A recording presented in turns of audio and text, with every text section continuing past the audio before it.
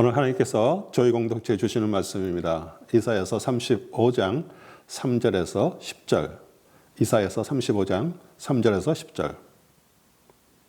너희는 약한 손을 강하게 하여 주며 떨리는 무릎을 굳게 하여 주며 겁내는 자에게 이르기를 너는 굳세게 하라 두려워 말라 보라 너의 하나님이 오사 보수하시며 보복하여 주실 것이라 그가 오사 너희를 구하시리라 하라.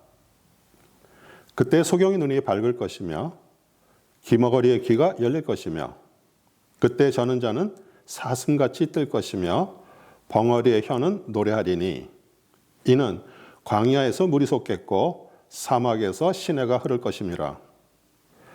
뜨거운 사막이 변하여 못이 될 것이며 메마른 땅이 변하여 원천이 될 것이며 실황에 눕던 곳에 풀과 갈대와 부들이 날 것이며 거기 대로가 있어 그 길을 거룩한 길이라 일컫는 바 되리니 깨끗이 못한 자는 지나지 못하겠고 오직 구속함을 입은 자들을 위하여 있게 된 것이라.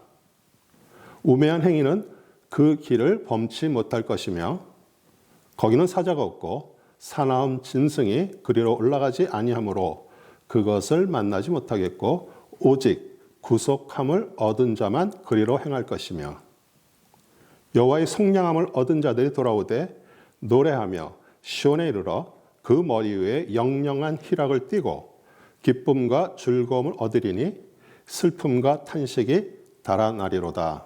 아멘. 저는 오늘 본문 말씀 가지고 거룩한 길을 걷고 있습니까? 라는 제목으로 말씀을 증거하겠습니다. 저는 위에 형님이 세 분이 있는데요. 제가 중학교 때 작은 형 책상 앞에 하나님은 스스로 돕는 자를 돕는다라는 그 쪽지가 붙어 있는 것을 보고 스스로 열심히 노력하면 하나님께서 도와주셔서 성공적인 인생을 살아가게 될 것이라는 뜻인 줄 알았습니다.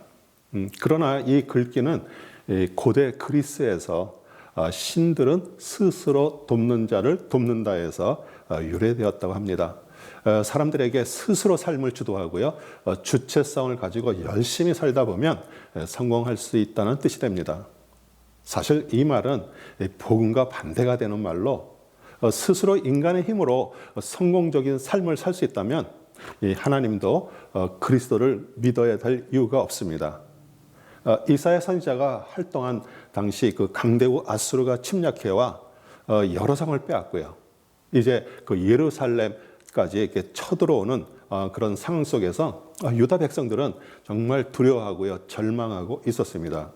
그 유다 왕과 대신들 그리고 백성들은 그 위기의 순간에 눈에 보이도록 하나님의 도우심을 기다리고 있었지만 이사야가 오늘 선지자가 이렇게 선포한 말씀은 그 소망을 주는 말씀인데도요, 그들의 마음에 있는 그 두려움을 해결해 주지 못했습니다.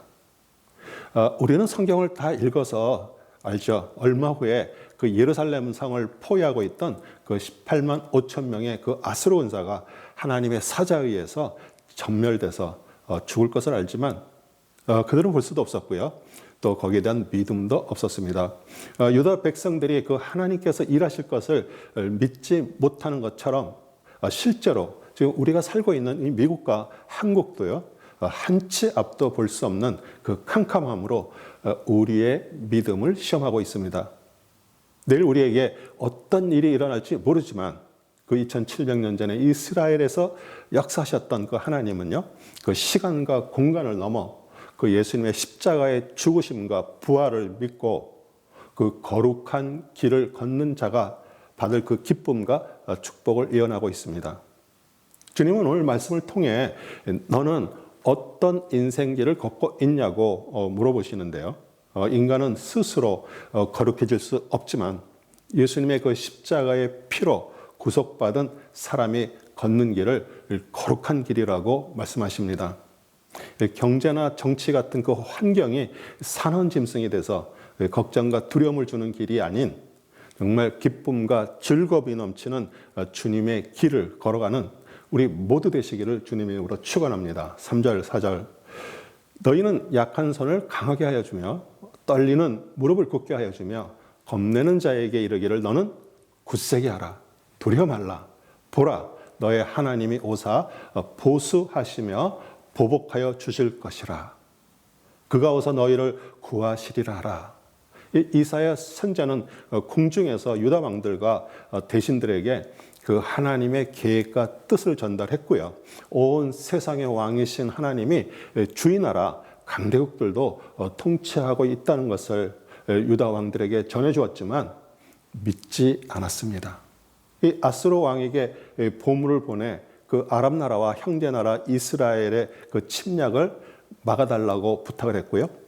그 일이 성취되자 이제 아스리아는 예루살렘까지 침략해 와서 백성들이 정말 두려움에 떨었습니다. 만약 여러분도요, 예수님의 그 십자가의 구속 사역에 의해 구원받은 하나님의 자녀가 되지 못하면요, 오늘도 그 전쟁과 경제가 폭망하여 공황에 빠질 것이라는 정말 두렵고 떨리는 소식만 귀에 들릴 것입니다. 보라, 너의 하나님이 오사 보수하시며 보복하여 주실 것이라. 이 보수하시며 낙함은요, 복수하다는 뜻으로 이 하나님의 자녀들 그 힘들게 하고 고통을 주는 그 원수들에게 하나님께서 복수해 주신다는 뜻입니다. 그리고 그 보복하다 계미어로는요, 보상하다는 뜻으로 이 하나님께서 원수에게 복수하시고 보상을 주시는데 그 보상은 그 어려움과 그 위기 상황에서 구해 주시는 것입니다. 역사상 가장 잔인했던 국가 그 아수르 제국의 침략으로 유다 백성이 겁과 두려움으로 손과 무릎이 떨리겠지만 하나님께서 복수하시고요, 보상으로 구원해 주시겠다는 뜻입니다. 이제 그 구원받은 자에게 일어날 일들을 열거합니다. 5절, 그때 소경이 눈이 밝을 것이며 귀머거리의 귀가 열릴 것이며. 그 예수 그리스도와 십자가를 통해 구원받기 전 우리 모두 사단의 통치 아래 살면서 실패와 좌절 속에서 고통하고 있는 자들에게 그 복음의 선포는요, 감겨졌던 눈이 떠지고 들리지 않던 귀가 열리게 됩니다. 자신의 생각과 길을 걷고 살던 것이 죄임을 깨닫고요, 회개함으로 하늘로부터 성령 하나님이 마음 안에 들어와 그 하늘 아버지가 주시는 그 놀라운 기쁨이 생깁니다. 히브리서 12장 11절, 무릇 징계가 당시에는 즐거워 보이지 않고 슬퍼 보이나 후에 그로 말미암아 연단 받은 자들은 의와 평강의 열매를 맺느니라. 6절, 그때 저는 사슴같이 뜰 것이며 벙어리의 혀는 노래하리니 이는 광야에서 물이 솟겠고 사막에서 시내가 흐를 것임이라. 저는 자는 사슴같이 뜰 것이며, 우리 예수 그리스도의 그 부활 승천 이후에 제자들을 통해 그 치유의 기적들이 일어났습니다. 사도행전 3장 6절에서 8절, 베드로가 이르되 은과 금은 내게 없거니와 내게 있는 것을 내게 주노니 나사렛 예수 그리스도의 이름으로 일어나 걸으라고 오른손을 잡아 일으키니 발과 발목이 곧 힘을 얻고 뛰어서서 걸으며 그들과 함께 성전으로 가면서 걷기도 하고 뛰기도 하며 하나님을 찬송하니. 그 말 못하는 벙어리의 소는 입이 열려 말하는 것도 있지만 자신의 혀로 크게 찬양하는 것일 것입니다. 노래하다라는 기뻐서 소리치며 찬양하다라는 뜻입니다. 저도 젊었을 때 노래방에 가서 좋아하는 가요는 정말 신나게 크게 불렀지만 교회에서 찬송가는 가사만 읽는 것처럼 불렀습니다. 근데 어느 날 정말 목청 높여 큰 소리로 부르고 싶은 마음이 있었습니다. 그래서 찬송가 9절 9절이 정말 그렇게 부르니 은혜로 다가왔습니다. 구원받아 예수 그리스도의 그 생명수가 마음에 있어도 그것을 전하지 못했는데 은혜가 임하니 정말 솟구쳐서 넘쳐 전하게 되었습니다. 7절, 뜨거운 사막이 변하여 못이 될 것이며 메마른 땅이 변하여 원천이 될 것이며 시랑이 눕던 곳에 풀과 갈대와 부들이 날 것이며. 이 사막에는 빛이 굴절돼서 보이는 그 신기루 현상으로 그 오아시스가 이게 보였다가 사라지는 현상이 일어납니다. 세상에 태어난 그 모든 인생들은 열심히 일해서 잘 먹고 잘 사는 그 성공이라는 오아시스를 찾기 위해 정말 뜨거운 사막과 같은 그 인생의 길을 걷고 있습니다. 손에 잡은 것 같은데도 잡히지 않아서 실망하기도 하고요. 또 적은 수의 사람들이 성공을 잡아 많은 것을 소유하고 누리지만 마음은 항상 채워지지 않고요. 신기로 잡은 것처럼 다 사라져 공허합니다. 그리스도는 끊임없이 솟아나는 생명수이기에 그 마음의 공허함을 채울 수 있고요. 또 뜨거운 사막이 연못이 되는 것을 말합니다. 하나님께서 사람을 흙으로 지으셨기에 메마른 땅은 우리의 마음을 말하면서요. 원천은 땅 속에서 물이 그냥 방울방울 솟구치는 샘으로 구원받은 그 하나님의 자녀가 되면 이 마음에서 기쁨이 계속 올라옵니다. 들깨 실황이 누워있던 그 황량한 들판에 샘물이 터졌기에 풀과 갈대가 무성하게 자라 그 오아시스가 됩니다. 이스라엘 나라가 위치해 있는 그 팔레스타인 지역에는 우기와 건기가 있어서 비가 오는 우기 때 그 지하에 물을 저장하는 웅덩이를 파고 석회를 발라 물을 채워놓고요. 비가 오지 않는 건기 때 사용합니다. 하나님께서 이스라엘 민족을 선택하셔서 장자 민족으로 만드시고요. 다른 민족들에게 모범이 되기를 바랐지만 그들은 이방 민족들이 믿는 눈에 보이는 우상신을 따라가다 망했습니다. 예레미야 2장 13절 내 백성이 두 가지 악을 행하였나니 곧 그들이 생수의 근원되는 나를 버린 것과 스스로 웅덩이를 판 것인데 그것은 그 물을 가두지 못할 터진 웅덩이들이니라. 하나님은 세상 만물을 통치하시고요. 자연을 움직이셔서 비를 내리게 하여 그 필요한 물을 공급하시는 분이신데 그 생수의 근원 되시는 그 하나님을 버리는 악을 행하였고요. 구멍이 나서 다 물이 새어나가 빈 웅덩이들이 되었습니다. 이 마음에서 그 하나님을 떠난 그 이스라엘 백성들의 그 살아가는 모습을 통해 수년이 지난 지금 우리에게 교훈을 주고 있습니다. 2000년 전에 메시아로 오신 예수님은 남편이 5이나 있었고요. 지금 같이 살고 있는 남자도 남편이 아닌 그 수가성에 살고 있는 정말 기구한 삶의 운명으로 목말라 고통하는 한 여인을 찾아가셨습니다. 요한복음 4장 14절 내가 주는 물을 마시는 자는 영원히 목마르지 아니하리니 내가 주는 물은 그 속에서 영생하도록 솟아나는 샘물이 되리라.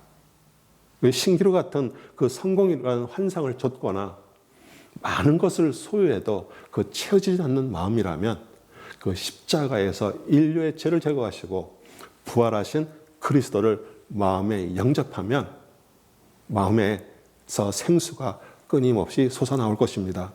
이제 그리스도를 통해 구속받은 자가 걸어가는 길에 대한 말씀입니다. 성경에는 구원받은 것과 구속받은 것, 성령받은 것이 여러 곳에 이렇게 나오는데 어떻게 다를까요?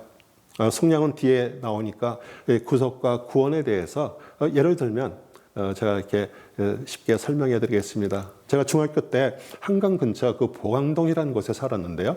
50년 전만 해도요. 채소밭에 거름을 주는 그 똥을 모아놓은 곳들이 곳곳에 있었고요. 겉은 딱딱하게 말라 또 풀도 자라서 땅처럼 보였습니다. 친구들과 공놀이를 하고 있는데 친구가 공을 멀리 차서 공을 찾으러 들어간 것이 하필이면 똥 웅덩이였고요. 무릎까지 묻은 똥을 씻으러 근처에 있는 한강에 가서 씻었습니다. 구속은 그 더러운 똥을 물로 씻듯이 그 예수님의 십자가에서 흘리신 보혈로 인간이 태어나면서 갖고 있는 죄성을 제거하는 것을 말합니다. 구원은 예를 들어서 이렇게 설명하면요. 물로 씻고 있는데 밟고 있던 돌이 미끄러워서 물에 빠져 허우적거리면서 죽어가다가 낚시를 하던 배 가까스로 구조된 것을 말합니다.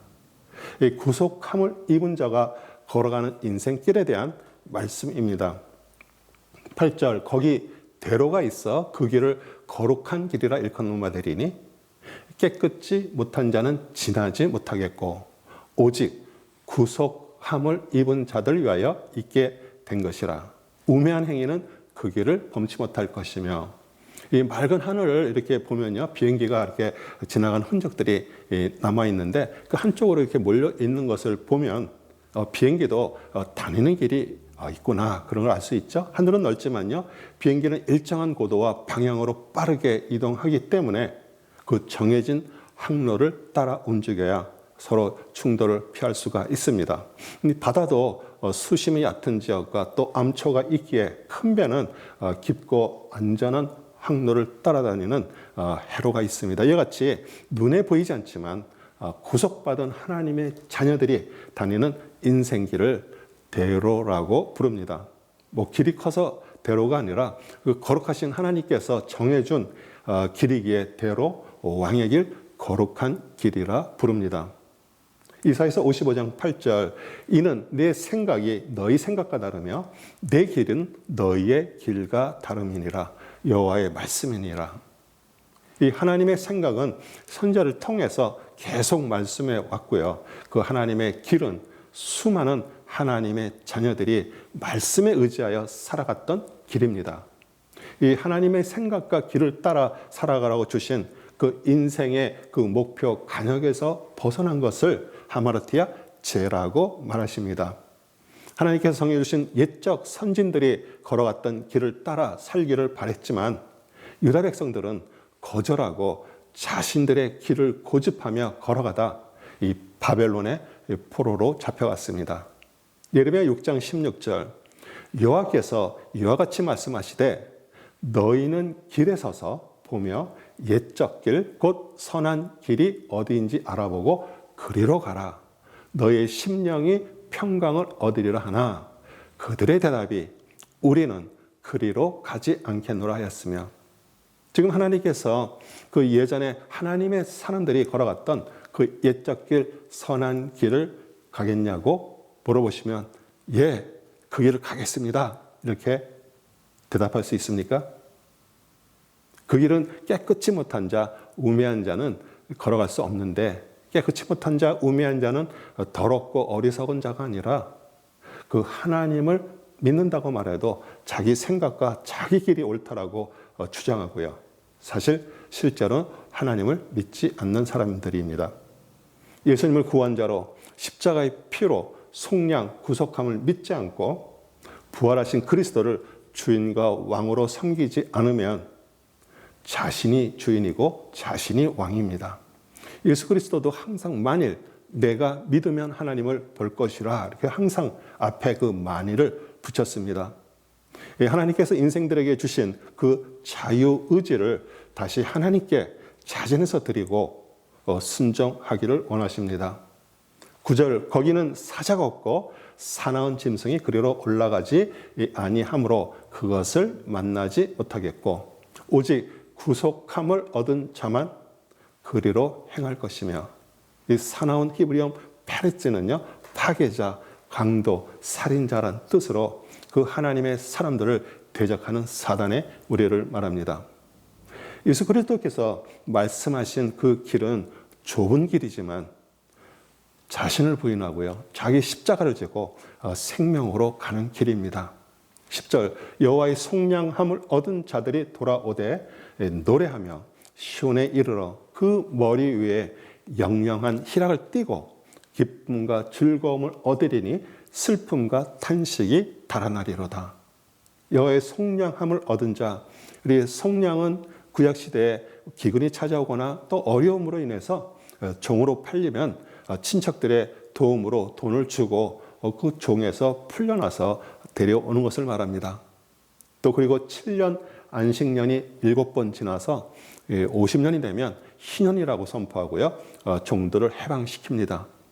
이 종에서 해방돼서 그 고향에 돌아올 때 정말 뜰 듯이 기뻐하고요, 노래하는 것처럼 우리 역시 죄의 종으로 살면서 사단의 통치 안에서 살다 예수님이 십자가에서 대신 죽으심과 피로 값주고 사셔서 그 해방된 사실을 깨닫는다면 우리 역시 기쁨과 즐거움을 주체할 수 없을 것입니다. 예수님은 공생애를 시작하시면서 그 영적인 희년을 선포하셨습니다. 누가복음 4장 18절 19절, 주의 성령이 내게 임하셨으니 이는 가난한 자에게 복음을 전하게 하시려고 내게 기름을 부으시고 나를 보내사 포로된 자에게 자유를, 눈먼 자에게 다시 보게 함을 전파하며 눌린 자를 자유케 하고 주의 은혜의 해를 전파하게 하려 하심이라 하였더라. 그 주의 은혜의 해가 희년을 말하고요. 구약 이스라엘 백성에게 말했던 희년을 실제로 성취하신 분이십니다. 아멘. 사랑하는 성도 여러분, 주님의 그 거룩한 길은 예수 그리스도를 구원자로 십자가의 피의 값을 주고 사신 그 구속받은 자가 걷는 길인 것을 알았습니다. 자신의 생각을 따라 살면서 죄종으로 사단의 나라에 살고 있다는 사실을 모르면 아직 자신이 인생길을 걸어가고 있는 정말 우매한 행인들의 상태입니다. 인생의 삶에 슬픔과 탄식이 없기를 바라지만 그것은 또 반대로요, 여러분이 살아있다는 증거입니다. 구속받은 자, 구원받은 자의 그 영영한 희락은 그 영생의 즐거움이고요.